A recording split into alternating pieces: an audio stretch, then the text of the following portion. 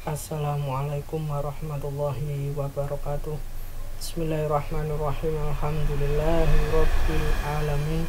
Allahumma shalli ala sayyidina Muhammadin al-fatihi lima ughliq wal khatim sabaq nasyiril haqqi bil haqq wal hadi ila siratikal mustaqim wa ala alihi haqqa qadri wa miqdaril azim. Rabbi israh li sadri wa yassir li amri wahlul 'uqdatam min lisani yafqahu qawli. Amin ya rabbal alamin. Alhamdulillah, pada kesempatan kali ini kita masih diberi kesempatan oleh Allah sehingga kita bisa melanjutkan kajian perkuliahan, yaitu mata kuliah profesi keguruan BK, yang mana pada kesempatan kali ini kita akan mengkaji tentang hakikat profesi guru BK ya. Diawali dari pendahuluan terlebih dahulu ya, bahwa bimbingan dan konseling merupakan salah satu komponen penting dalam suatu sekolah. Jadi di sekolah ya, bimbingan konseling merupakan salah satu komponen yang sangat penting. Peran penting dari bimbingan dan konseling sendiri adalah membantu serta didik mencapai keoptimalan diri sesuai dengan potensi yang dimiliki serta mengentaskan masalah yang tengah dialami. Jadi perannya adalah mengentaskan masalah dan juga mengoptimalkan potensi. Layanan bimbingan dan konseling tidak bisa dilakukan oleh sembarang orang. Jadi memang karena perannya yang sangat penting dan oleh karena itu pelayanan BK tidak bisa kemudian dilakukan oleh sembarang orang ya. Jadi harus orang yang memang betul-betul profesional dalam bimbingan dan konseling. Ahli atau orang yang berkecimpung dalam bimbingan dan konseling disebut sebagai dengan istilah konselor. Jadi seorang yang profesional ataupun orang yang ahli ataupun orang yang berkecimpung dalam bidang BK itu disebut sebagai konselor. Jadi orang yang boleh melaksanakan layanan bimbingan dan konseling adalah konselor ya. Konselor sekolah merupakan seorang ahli yang membantu peserta didik mencapai perkembangannya serta mengentaskan masalahnya. Jadi di sini konselor sekolah itu adalah seorang ahli ya. Demikianlah kerja dari seorang konselor ya. Pekerjaan sebagai konselor bisa disebut sebagai profesi, di mana tidak semua dari pekerjaan bisa disebut sebagai profesi. Jadi karena konselor tidak bisa kemudian dilakukan oleh sembarang orang, karena seorang konselor ataupun layanan bimbingan dan konseling harus dilaksanakan oleh seorang ahli, maka konselor ya itu adalah orang yang konselor itu juga merupakan sebagai profesi, dan tidak semua orang bisa kemudian melaksanakan layanan konseling, dan tidak semua pekerjaan itu disebut sebagai sebuah profesi. Nah, di sini kita melihat dulu ya pengertian profesi. Profesi sering kita artikan dengan pekerjaan ataupun job ya.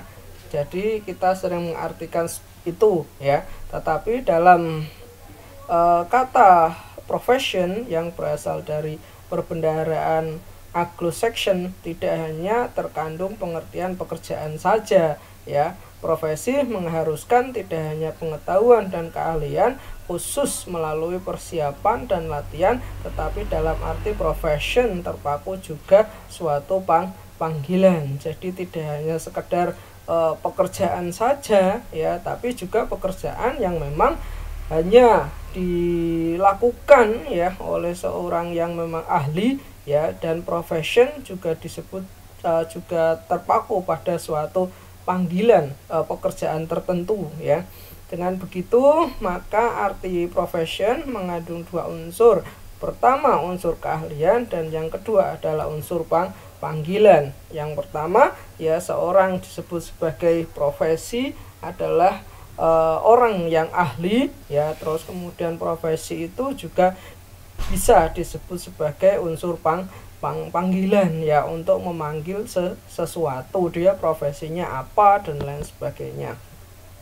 Menurut Prayitno ya menyatakan bahwa profesi merupakan jabatan atau pekerjaan yang menuntut keahlian dari para petugasnya. Jadi disebut sebagai sebuah profesi kalau jabatan tersebut atau pekerjaan tersebut itu memang betul-betul dituntut keahlian dan juga keterampilan oleh para petugasnya atau pekerjanya. Jadi kalau ada suatu pekerjaan ataupun ada suatu jabatan tapi kemudian tidak dituntut keahlian ataupun kepakaran dari jabatan atau pekerjaan tersebut, maka itu tidak disebut sebagai profesi ya. Terus artinya pekerjaan yang disebut profesi tidak bisa dilakukan oleh orang yang tidak terlatih. Jadi itu bisa disebut sebagai profesi kalau kemudian dilakukan oleh orang yang terlatih ya, dan tidak disiapkan khusus terlebih dahulu untuk melakukan pekerjaan itu ya. Sebuah profesi harus memenuhi etika atau memiliki ciri-ciri tertentu. Jadi disebut sebagai profesi kalau kemudian itu dilakukan oleh orang yang ahli, orang yang sudah terlatih ya, dan memang orang yang memiliki keterampilan khusus dalam pekerjaan itu ya. Dan kemudian disebut sebagai profesi kalau memang ya memenuhi etika ya atau kode etik profesi dan juga memiliki ciri-ciri tertentu ya. Termasuk profesi ya itu adalah konselor, karena konselor ya itu adalah orang yang melakukan bimbingan dan konseling. Sementara bimbingan konseling hanya bisa dilakukan oleh seorang yang sudah ahli ataupun orang yang sudah istilahnya memiliki keterampilan, yaitu disebut konselor. Nah, yang selanjutnya adalah ciri-ciri profesi ya. Ini disebut sebagai profesi, ada ciri-cirinya. Yang pertama, suatu profesi merupakan suatu jabatan atau pekerjaan yang memiliki fungsi dan kebermaknaan sosial yang sangat menentukan. Jadi disebut profesi kalau memiliki makna dan juga fungsi yang menentukan ya, termasuk konselor itu memiliki makna dan juga fungsi yang menentukan khususnya dalam pengembangan peserta didik ya. Yang selanjutnya, untuk mewujudkan fungsi tersebut pada butir di atas, para anggotanya atau petugasnya dalam pekerjaan itu harus menampilkan pelayanan yang khusus yang didasarkan atas teknik-teknik intelektual dan keterampilan-keterampilan tertentu yang unik. Jadi disebut sebagai profesi kalau kemudian orang yang bekerja, orang yang melakukan aktivitas itu ya memang didasarkan dengan teknik-teknik intelektual dan juga keterampilan-keterampilan yang unik, sebagaimana profesi konselor ya dalam melaksanakan layanan BK dia didasarkan pada teknik-teknik intelektual dan juga keterampilan-keterampilan yang unik dalam bimbingan dan konseling.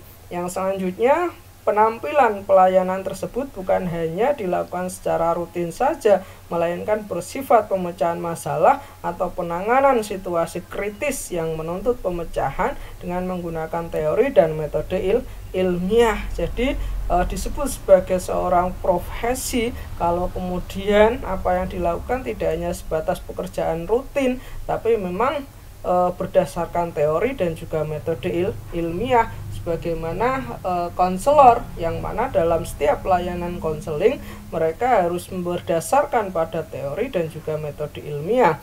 Yang selanjutnya, pada anggotanya memiliki kerangka ilmu yang sama, yaitu didasarkan atas ilmu yang jelas, sistematis, dan eksplisit, bukan hanya didasarkan atas akal sehat ataupun common sense belaka. Jadi disebut sebagai suatu profesi kalaupun kerangka ilmunya itu memang benar-benar didasarkan pada keilmuan yang jelas, sistematis, dan juga eksplisit. Begitu juga dengan keilmuan bimbingan dan konseling yang memang dihasilkan dari keilmuan yang jelas, sistematis, dan juga eksplisit. Yang selanjutnya, untuk dapat menguasai kerangka ilmu itu diperlukan pendidikan dan latihan dalam jangka waktu yang cukup lama. Jadi seseorang disebut sebagai konselor ya, kalau kemudian dia bisa memiliki kompetensi, baik itu kompetensi akademik, yaitu menyelesaikan pendidikan bimbingan dan konseling ya setara S1 atau S1 BK, dan kemudian menyelenggarakan ya pendidikan profesi konselor ya, itu yang cukup lama. Jadi tidak langsung bisa disebut konselor, tapi dia harus istilahnya mengambil jenjang perkuliahan BK S1 dan kemudian mengambil pendidikan profesi. Makanya seorang konselor bisa disebut sebagai profesi. Terus para anggotanya secara tegas dituntut memiliki kompetensi minimum melalui prosedur seleksi, pendidikan dan latihan, serta lisensi atau sertifikasi. Jadi memang dituntut memiliki kompetensi ya. Yang selanjutnya adalah dalam menyelenggarakan pelayanan kepada pihak yang dilayani, para anggota memiliki kebebasan dan tanggung jawab pribadi dalam memberikan pendapat dan pertimbangan serta membuat keputusan tentang apa yang dilakukan berkenaan dengan penyelenggaraan pelayanan profesional yang dimaksud. Jadi seorang konselor ya memiliki kebebasan dan juga tanggung jawab dalam melaksanakan layanannya. Yang selanjutnya adalah para anggotanya baik perorangan maupun kelompok lebih mementingkan pelayanan yang bersifat sosial daripada pelayanan yang mengejar keuntungan bersifat ekonomi. Jadi disebut profesi kalau memang ya yang dilayani itu atau pelayanannya itu lebih pada bersifat sosial daripada mengejar aspek ekonomi sebagaimana yang dilakukan oleh konselor ya, tidak mengejar ekonomi tapi lebih bersifat sosial. Yang selanjutnya adalah standar tingkah laku bagi anggotanya dirumuskan secara tersurat ataupun eksplisit melalui kode etik yang benar-benar diterapkan. Setiap pelanggaran atas kode etik dapat dikenakan sanksi tertentu ya. Jadi disebut sebagai profesi ya kalau kemudian di sana ya istilahnya tingkah laku seorang profesi tersebut memang betul-betul diatur melalui kode etik ya, di mana setiap pelanggaran kode etik akan dikenakan sanksi sebagaimana konselor ataupun guru BK itu juga ada yang namanya kode etik konselor ya. Yang selanjutnya, selama berada dalam pekerjaan itu, para anggotanya terus-menerus berusaha menyelenggarakan dan meningkatkan kompetensinya dengan jalan mengikuti secara cermat literatur dan dalam bidang pekerjaan itu, menyelenggarakan dan memahami hasil-hasil riset, serta berperan serta aktif dalam pertemuan-pertemuan sesama anggota. Jadi disebut sebagai sebuah profesi kalau kemudian anggotanya terus mengembangkan kompetensi dan juga mengembangkan diri melalui penyelenggaraan hasil-hasil riset ya, kemudian pertemuan-pertemuan ya. Begitu juga seorang konselor ya, dia harus senantiasa melakukan pengembangan kompetensi dan juga pengembangan diri dengan cara melakukan riset dan juga mengikuti pertemuan-pertemuan ya. Yang selanjutnya adalah sifat yang melekat pada profesi. Yang pertama, adanya pengetahuan khusus yang biasanya keahlian dan keterampilan ini dimiliki berkat pendidikan, pelatihan dan juga pengalaman. Jadi disebut sebagai profesi kalau memang memiliki pengetahuan khusus ya. Maka konselor juga disebut sebagai profesi karena memang memiliki pengetahuan khusus, yaitu pengetahuan tentang bimbingan dan konseling. Yang selanjutnya, adanya kaidah dan standar moral yang sangat tinggi. Hal ini biasanya setiap pelaku profesi mendasarkan kegiatannya pada kode etik ya. Sekali lagi, di dalam layanan bimbingan dan konseling itu diatur ada yang namanya kode etik. Makanya konselor juga merupakan sebagai sebuah profesi. Yang selanjutnya, mengabdi pada kepentingan masyarakat. Artinya setiap pelaksanaan profesi harus meletakkan kepentingan pribadi di bawah kepentingan masyarakat ya. Jadi memang bersifat sosial sebagaimana seorang konselor yang tidak mengejar ekonomi tapi lebih pada aspek sosial masyarakat. Yang selanjutnya ada izin khusus untuk menjalankan suatu profesi. Setiap profesi akan selalu berkaitan dengan kepentingan masyarakat, di mana nilai-nilai kemanusiaan berupa keselamatan, keamanan, kelangsungan hidup, dan sebagainya. Maka untuk menjalankan suatu profesi harus terlebih dahulu ada izin khusus. Jadi seseorang sebut sebagai profesi kalau kemudian apa yang dilakukan itu harus sekali lagi ada izin khusus ya. Menjalankan profesinya ada izin khusus, sebagaimana seorang konselor dalam rangka melaksanakan bimbingan dan konseling itu harus ada izin khusus, yaitu berupa sertifikat profesi ya. Terus yang selanjutnya adalah kaum profesional biasanya menjadi anggota dari suatu profesi. Jadi orang yang menjadi anggota profesi itu adalah orang yang profesional. Jadi orang yang kemudian masuk di dalam organisasi profesi, ya semisal di dalam bimbingan konseling itu ada yang namanya apkin, nah itu adalah orang-orang yang memang betul-betul profesional di dalam bimbingan dan konseling. Yang selanjutnya adalah prinsip-prinsip etika profesi ya. 1.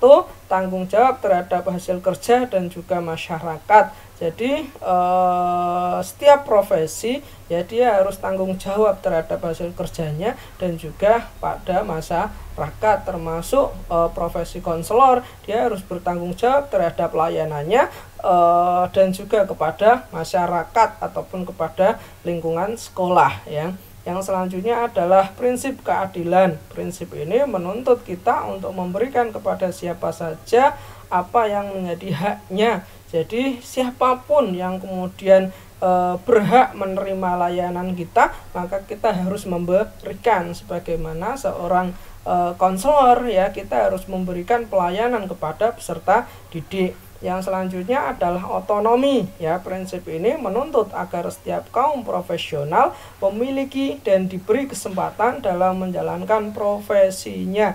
Jadi setiap profesi ya itu mereka diberi kebebasan dan juga tanggung jawab dalam melaksanakan profesinya, termasuk profesi konselor dia juga bertanggung jawab dan juga diberi kebebasan dalam menyelenggarakan layanan bimbingan dan konseling ya. Yang selanjutnya BK sebagai profesi ataupun konselor sebagai profesi ya. Jadi diyakini bahwa pelayanan bimbingan konseling adalah suatu profesi yang dapat memenuhi ciri-ciri dan juga persyaratan tersebut. Jadi dari berbagai ciri, kemudian sifat dan juga prinsip tadi ya, bimbingan dan konseling ataupun konselor itu masuk sebagai profesi ya. Sebagai profesi yang handal ya, bimbingan dan konseling masih perlu dikembangkan bahkan diperjuangkan ya. Menurut Prayitno ya tahun 2004, pengembangan profesi bimbingan dan konseling antara lain ya, jadi pengembangan profesi BK ataupun profesi konselor itu perlu dikembangkan dan juga diperjuangkan ya, antara lain ya melalui yang pertama standarisasi unjuk kerja profesional konselor. Jadi unjuk kerja profesional konselor itu perlu ditegaskan lagi, perlu diperjelas lagi, perlu diperdalam lagi ya, walaupun sudah sangat tebal ya, sekitar 225 halaman itu perlu juga diperjelas lagi standarisasinya. Yang selanjutnya adalah standarisasi penyiapan konselor. Standar penyiapan konselor itu perlu distandarisasikan lagi. Jadi lembaga-lembaga mana yang kemudian bisa menyiapkan calon-calon konselor itu standarnya perlu diperjelas lagi. Terus yang selanjutnya adalah akreditasi ya, akreditasi bagi lembaga-lembaga penyelenggara pendidikan konselor ataupun bagi penyelenggara pendidikan bimbingan dan konseling ya. Itu akreditasinya perlu ditekankan lagi, perlu diperjelas lagi, perlu dikembangkan lagi. Selanjutnya adalah stratifikasi dan juga lisensi. Jadi sertifikasi dan juga lisensinya itu juga perlu diperjelas lagi, kira-kira siapa yang kemudian bisa mendapatkan lisensi, siapa yang kemudian bisa mendapatkan sertifikasi, itu perlu diperjelas lagi. Pengembangan organisasi profesi, jadi pengembangan organisasi profesi semisal APKIN itu juga perlu dikembangkan dan juga perlu untuk istilahnya apa ya, diperjuangkan lagi agar supaya semakin mantap ya profesi bimbingan konseling ini. Yang selanjutnya adalah berbicara tentang kompetensi berbicara tentang profesi konselor tadi ya, itu seorang konselor minimal dia harus memenuhi 2 kompetensi. Yang pertama adalah kompetensi akademik, yang kedua adalah kompetensi profesional. Kompetensi akademik merupakan proses pendidikan formal jenjang strata S1 bimbingan dan konseling yang bermuara pada penganugerahan ijazah akademik atau sarjana pendidikan disingkat SPD bidang bimbingan dan konseling. Jadi seorang istilahnya guru BK, seorang konselor, dia yang pertama harus menguasai kompetensi akademik ya. Kalau tidak dari jurusan BK belum bisa kemudian dikatakan guru BK, belum bisa kemudian dikatakan konselor. Yang selanjutnya adalah sedangkan kompetensi profesional merupakan penguasaan kiat penyelenggaraan bimbingan dan konseling yang memandirikan, yang ditumbuhkan serta diasah melalui latihan, menerapkan kompetensi akademik yang telah diperoleh dalam konteks otentik pendidikan profesi konselor yang berorientasi pada pengalaman, kemampuan praktik lapangan, dan tamatannya memperoleh sertifikat profesi bimbingan dan konseling dengan gelar profesi konselor atau disingkat KONS ya. Jadi yang kedua adalah kompetensi profesional, di mana orang yang kemudian setelah menamatkan S1 bimbingan dan konseling tadi kemudian digodok lagi ya melalui pelatihan, melalui praktek lapangan ya, sehingga kemudian dia lebih matang lagi ya, baik itu melalui pendidikan profesi konselor ataupun PPK atau juga melalui